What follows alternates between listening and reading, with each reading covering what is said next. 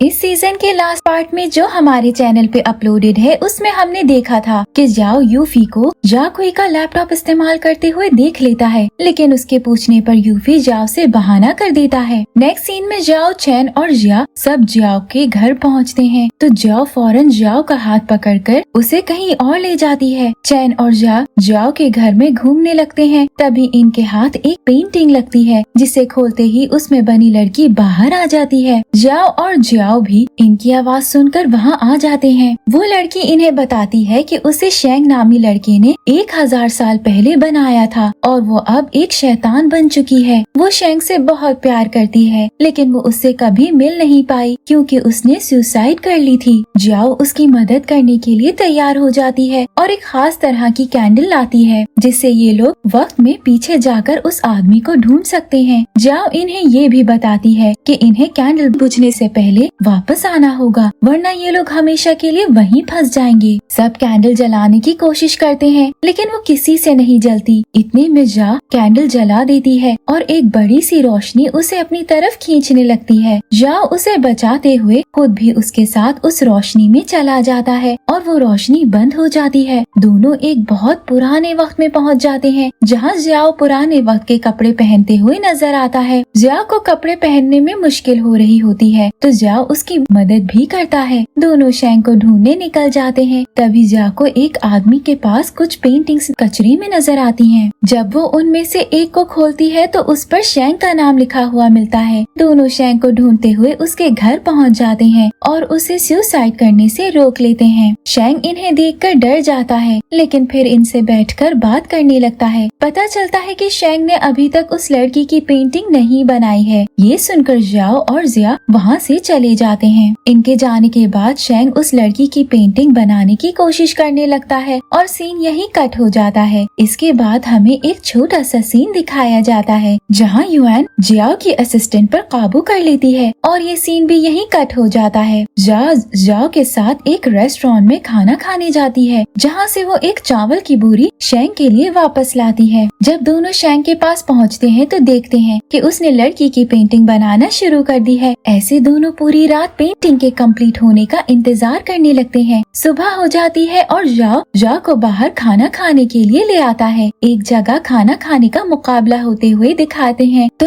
जाओ के साथ उसमें हिस्सा ले लेती है, लेकिन थोड़ी ही देर में हार मान लेती है और जिया को खाते रहने के लिए कहकर बाहर घूमने आ जाती है। उसे एक खूबसूरत सी नीली रंग की चिड़िया उड़ती हुई नजर आती है जिसका वो फौरन वापस आकर जाओ को बताती है। जाओ उसकी बात सुनकर बहुत सैड नजर आता है और कंपटीशन को छोड़कर शेंग के घर के लिए निकल जाता है। जा भी उसका पीछा करते हुए शेंग के घर पहुंचती है तो वहां इन्हें पता चलता है कि एक आदमी उस पेंटिंग को जबरदस्ती शेंग से ले गया है क्योंकि उसने उसके पैसे नहीं भरे थे। शेंग उन्हें उसका पता बताता है और दोनों उस आदमी की दुकान पर पहुंच जाते हैं, लेकिन उन्हें वहां भी पेंटिंग नहीं मिलती। वो दुकान वाला इन्हें बताता है कि उस पेंटिंग को एक अमीर आदमी खरीद कर ले गया है। जाओ उस आदमी के बारे में पता करता है तो उसे पता चलता है कि उस आदमी के पिता की तबीयत बहुत खराब है। ये सुनकर उसे एक आइडिया आता है और वो जाओ को अपने जादू से लड़के में बदल देता है। ऐसे दोनों डॉक्टर बनकर उस आदमी के घर में घुसते हैं और जाओ उसे चेक करने लगती है। तभी उस आदमी का बेटा शेंग की पेंटिंग के साथ आता है जो वो अपने नौकर को पकड़ा देता है। जाओ पेंटिंग का पीछा करते हुए बाहर आता है और आखिर उसे पेंटिंग मिल जाती है। जब जाओ को लौटने में देर हो जाती है तो जा भी उसे ढूंढते हुए बाहर आती है जहाँ एक शैतान उस पर हमला करके उसे बेहोश कर देता है। तभी क्यू शेंग नामी लड़की उसे बचाकर अपने साथ ले जाती है। जब जा को होश आता है तो उसके सामने क्यू शेंग खड़ी हुई मिलती है जो उसे बताती है कि वो डीमन क्वीन है। वो जा के कपड़े भी लड़कियों वाले कपड़ों में बदल देती है और उसे होली पर्ल के बारे में पूछने लगती है। जाओ भी जा को ढूंढते हुए वहाँ पहुँच जाता है और क्यू शेंग को देखकर हैरान नजर आता है। जा ये देखकर बहुत सैड नजर आती है। उसे खुद नहीं समझ आता कि वो सैड क्यों है। क्यू शेंग जाओ की ताकतें एक दिन के लिए ब्लॉक कर देती है क्योंकि उसने जा को काले जादू से लड़का बनाया जो डीमन वर्ल्ड के रूल्स के खिलाफ है। इस सब के बाद दोनों पेंटिंग के साथ शेंग के पास वापस आ जाते हैं। जो पेंटिंग को दोबारा पूरा करना शुरू हो जाता है। इसके बाद सब बैठकर बातें करने लगते हैं और जो अपने फोन अपने साथ लाई होती है शैंग के साथ पिक्चर्स भी लेती है। जाओ हमें गहरी सोच में नजर आता है। वो सोच रहा था कि क्यों शैंग को देख के वो इतना खुश नहीं हुआ जितना वो पहले होता था और ये बात उसे बहुत परेशान कर रही थी। वो वापस जाने का फैसला लेता है और जा को रूम में जाकर वापस चलने के लिए कहता है। शैंग सो गया था इसलिए दोनों उसे गुड बाय बोले बगैर चले जाते हैं। दूसरी तरफ जियाओ की असिस्टेंट जो यॉन के कब्जे में थी कैंडल बुझाने की कोशिश करती है लेकिन चैन उसे सही वक्त पर रोक लेता है। वो उसे एक कुर्सी पर बांध देता है लेकिन इससे पहले वो इन्हें कुछ भी बताती युआन उसे मार देती है और इसी दौरान इनसे कैंडल बुझ जाती है। जा जब वापस आने की कोशिश करती है तो ऐसा नहीं कर पाती और जाओ समझ जाता है कि कैंडल बुझ गई है। चैन कैंडल जलाने की कोशिश करता है लेकिन कैंडल नहीं जलती क्योंकि उसे सिर्फ जा जला सकती थी। जाओ जा का इंतजार करने के लिए कहता है क्योंकि वो तभी वापस जा सकते हैं जब जियाओ कैंडल को दोबारा जलाए। ये कहकर दोनों शैंग के घर वापस आ जाते हैं जहाँ इन्हें दिखता है कि शैंग अपनी बीमारी की वजह से मर चुका है लेकिन मरने से पहले उसने पेंटिंग कंप्लीट कर ली है। इसके बाद दोनों उसे मिट्टी में दफना देते हैं और वहाँ से कहीं और जाने के लिए निकल जाते हैं। रास्ते में जाओ जा से कहता है कि उसका वापस जाने का दिल नहीं। जा को लगता है कि वो क्यों शैंग की वजह से यहाँ से नहीं जाना चाहता जिस पर वो उससे लड़ाई करके वहाँ से चली जाती है। जा गुस्से में बाजार में घूमने लगती है जहाँ उसे कुछ लोग पकड़कर एक औरत के पास बेचने के लिए ले आते हैं। उस घर में उसका सामना जियाओ से हो जाता है जो उसे अपना नौकर बना लेती है। इतने में जाओ भी जा को ढूंढते हुए उन लोगों के पास पहुँचता है लेकिन क्योंकि उसके पास उसका जादू नहीं था तो वो लोग उसको भी उठाकर वहीं बेचने के लिए ले आते हैं जहाँ जा थी। दूसरी तरफ जा जियाओ के मुँह पर खीरे लगा देती है और उसे अपनी आंखें बंद रखने के लिए कहती है। फिर वो उसके कमरे में वही कैंडल ढूंढने लगती है जिससे वो यहाँ आए थे और जैसे ही वो उससे मिलती है उनमें से एक वो चुरा लेती है। कमरे से बाहर आने पर उसे जाओ रस्सी से बंधा हुआ मिलता है। वो फौरन जाओ के पास जाकर उसे बहाने से जाओ के पास ले आती है। जाओ को जाओ की रस्सी खोलने का कहती है और उसे अपने कमरे में लाने का बोलकर वहाँ से चली जाती है। उसके जाने के बाद जाओ को कैंडल का बताती है और उसे कहती है कि वो अकेली वापस चली जाएगी। ये सुनकर जाओ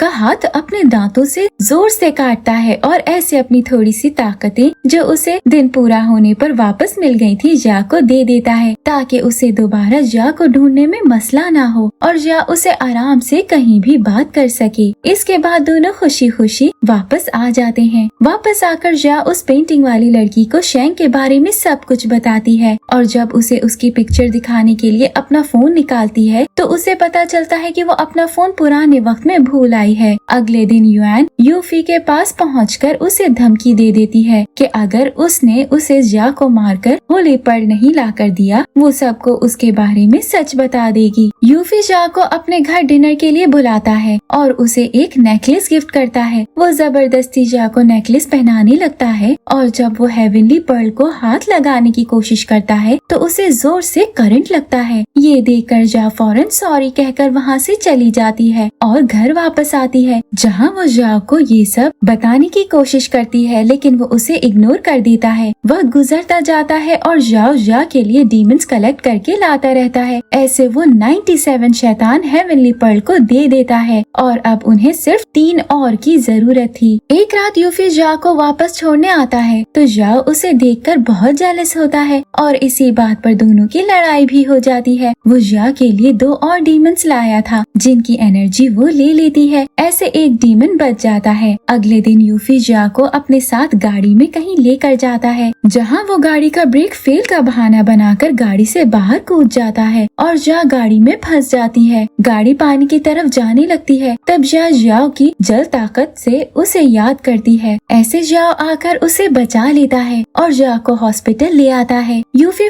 फौरन हॉस्पिटल पहुंच जाता है, जहां वो जाओ के सामने जाओ को आई लव यू बोलता है, लेकिन जाओ उसका जवाब नहीं देती और जाओ को देखने लगती है। लेकिन वो गुस्से में बाहर चला जाता है और चैन के साथ रेस्टोरेंट पर बहुत पीता है। चैन जाओ को उसे लेने के लिए हॉस्पिटल के गार्डन बुलाता है, जहाँ वो दोनों को अकेला छोड़ देता है। जाओ बुरा ख्वाब देखकर अचानक उठ के जाओ को किस कर देता है और फिर दोबारा बेहोश हो जाता है। ऐसे ही सुबह हो जाती है और जाओ उठकर देखता है कि जाओ उसके बराबर में सो रही है। वो उसे फौरन हॉस्पिटल के अंदर ले जाता है, जहाँ दोनों एक दूसरे के साथ बहुत ऑकवर्ड नजर आते हैं। जाओ घर जा के लिए कपड़े लेने आता है, जहाँ उसे उसके कमरे में डायरी मिलती है, जिस पर उसने आई लव यू जिंग लिखा हुआ था। ये देखकर जाओ को गुस्सा आ जाता है और वो अपनी एनर्जी हेवनली पर्ल को देने का फैसला करता है। इससे पहले वो यूफी से जाकर मिलता है और उसे अपने बारे में सब सच बताता है। जाते जाते वो यूफी को जाओ का ख्याल रखने का बोलता है और हॉस्पिटल आ जाता है। वो हेवनली पर्ल को अपनी थोड़ी सी एनर्जी दे देता है, लेकिन जाओ उसे नहीं उतारती और उसे अपने साथ घर जाने के लिए कहती है, जिसके लिए वो मान जाती है। दोनों घर आकर साथ बहुत सारा वक्त बिताते हैं। जाओ को इयररिंग्स भी गिफ्ट करती है, जिसमें से एक वो खुद पहनता है और दूसरा जाओ को पहनाता है। आखिर जब जाओ हेवनली पर्ल को उतारने की कोशिश करती है तो उसकी सांस फिर रुकने लगती है और वो उसे नहीं उतार पाती। दोनों कंफ्यूज्ड होकर जाओ को बुलाते हैं, जो उन्हें सच बताती है और कहती है कि उन्हें 100 नहीं बल्कि 10,000 डीमंस की जरूरत थी और उसने ये सब जाओ को यहाँ अपने साथ थोड़ा वक्त बिताने के लिए किया था। जाओ वहाँ से गुस्सा होकर बाहर चला जाता है, लेकिन जैसे ही वो बाहर आता है तो बहुत खुश नजर आता है। उसके दिमाग में सिर्फ ये बात चल रही थी कि वो अब जा के साथ और वक्त बिता सकता है, लेकिन जब उसे यूफी नजर आता है तो वो फिर से सैड हो जाता है। दूसरी तरफ जाओ को बताता है कि वो उसे हेवनली पर्ल के लिए कभी भी मार सकता है, क्योंकि वो पर्ल की मदद से डीमन किंग बनना चाहता था ताकि क्यूशेंग के साथ हमेशा रह सके। जाओ को अपने साथ दूसरे मुल्क ले जाने का फैसला कर लेती है और उसके हाथ पर ऐसा कपड़ा बांधती है जिससे जाओ उसका पता नहीं लगा सके। जाओ एक रेस्टोरेंट में जा के डैड को बैठा देखता है, जिनके पास पे करने के पैसे नहीं थे, तो वो उनके लिए पे कर देता है। इस बात पर वो उसे अपने साथ घर ले आते हैं, जहाँ उन्हें जा नहीं मिलती। वो जा का इंतजार करते हुए जाओ को अपनी और अपनी वाइफ की लव स्टोरी सुनाना शुरू हो जाते हैं और उसे बहुत सारी एडवाइस भी देते हैं। युआन यूफी को एक पेपर देती है, जो वो उसे जाओ पर लगाने के लिए कहती है। यूफी जा के घर पहुँच जाता है और जाओ को बातों में लाकर वो पेपर उस पर लगा देता है। जब जाओ के डैड किचन में होते हैं, जाओ के घर पहुँचता है, जहाँ वो उसे बताती है कि जाओ तुमसे छुप रही है ताकि तुम उसे मार ना सको। ये सुनकर वो बहुत सैड हो जाता है और गुस्से में जाओ की इयररिंग्स फेंक कर रोने लगता है। वो हेवनली पर्ल को छोड़कर गायब होने का फैसला करता है। वो एक आखिरी बार जाओ के घर को देखता है। इतने में उसके डैड आकर उससे इयररिंग का पूछते हैं और उसे बताते हैं कि मैं जानता हूँ तुम जाओ के बॉयफ्रेंड हो, क्योंकि वो इयररिंग उसकी मॉम ने उसे गिफ्ट की थी। जाओ ये सुनकर फौरन इयररिंग को ढूंढकर दोबारा पहनने लगता है। तभी शीशे में उसे अपने ऊपर लगा हुआ पेपर दिख जाता है और वो उसे फौरन उतार देता है। वो एक बार फिर जाओ के पास जाकर जाओ का पूछता है और उसे बताता है कि वो जाओ को पसंद करता है। जाओ भी ट्रेन से उतर जाती है और जाओ के पास आने के लिए भागने लगती है।